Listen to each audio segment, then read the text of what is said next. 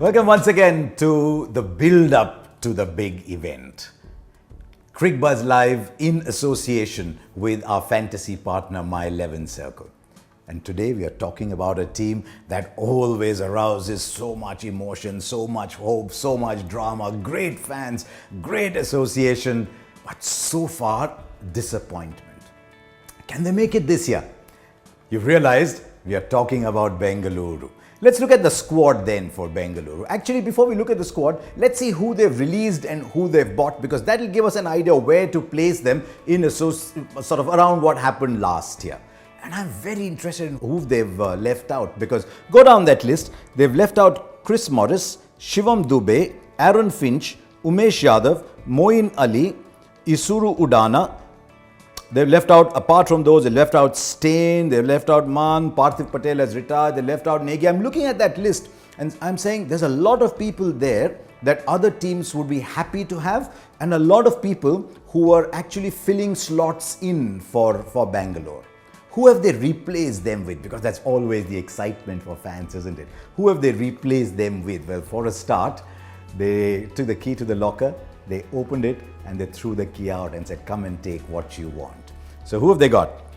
Jamieson, 15 crores. There's a reason I'm mentioning the amount. Maxwell, 14.25 crores. And Dan Christian, who's been around for years and was with Bangalore in the past, almost 5 crores. The reason I mention the money is I think it's pretty well proven that it requires a very strong person to say, you know what, it's not my fault, I got that money, I'll put that aside and just go out and play. No, when you're running into bowl, your budget, your feet comes with you to bowl. When you're going out to bat, when you're sitting in that hotel room, it's always there. The pressure on Maxwell and Jamieson will be huge. Anyway, so now let's look at what that the overseas options stack up. The first thing that will strike you is very, very good overseas options. Lots of opportunities there for people like Sams, for Christian. They're all there to fill specific blocks. Do they want a good finisher? Yes, Christian can do that. Do they want a death bowler? Yes, Sams can do that. Do they want an X-factor player? Yes, Maxwell can do that. What about AB de Villiers? Bank in strike rate, bank in runs. So they've got pretty good options with the overseas players, but you can only play 4. And that brings the focus back on the India players. Who are the India players in there? Kohli, Padikkal, Siraj, Saini, Chahal. You look at these 5 and say, right, is there the core of a winning team there? I'm not sure. For that to happen, they've all got to do very well, and they've got to address the big weaknesses that Bangalore have traditionally had. Which is, are they getting off to really brisk starts? They had Aaron Finch for that last year, that didn't work out. Padikkal did well, just tapered off, but the strike rate kept tapering off as well. Do they have the death bowler? So let's look at it from those 2 points of view. To address the first one, I think they've done something that their fans wanted them to, that their critics wanted them to, critics as in reviewers wanted them to, and that is Kohli at the top of the order. It ticks off so many boxes. Kohli's average strike rate when he's batting at the top of the order is much better than when he's batting in the middle. But also, in the middle overs, they were among the slowest teams in the tournament. Now, if Kohli gets those 15 balls, then Kohli is ready to address that part of the innings. If he can address that part of the innings, he's letting loose AB and Maxwell, and who knows who they have to finish. If they have a Christian down to finish, he's letting them loose to play their role. So Kohli at the top of the order, huge role to play. But Kohli needs those 15-20 balls. When he opened with Rohit Sharma gave him those 15 balls. Who's got to give him those 15 balls? Devdutt Padikkal. What is Devdutt Padikkal's strike rate telling you? He's giving you those runs, but that strike rate progression is not happening. It's going to put a lot of pressure on Padikkal. Or are they going to say, look, let's start conservatively, much like India do sometimes. Let's start conservatively, build up, finish strong.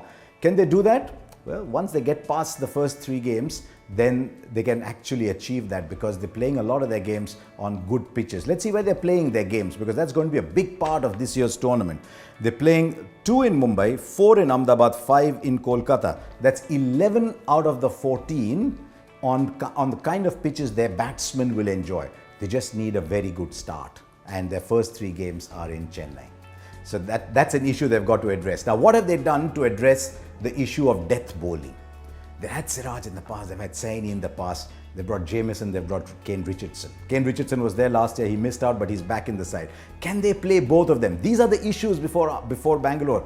Can you play both Richardson and Jamieson? Because you are going to play AB and Maxwell. I know with Maxwell, it's, as I've always said, it's a triumph of hope over experience. Every year somebody buys Maxwell thinking he's going to win us the tournament this year. It hasn't happened before. And Bangalore have bought into that dream. So we'll wait and see if that happens.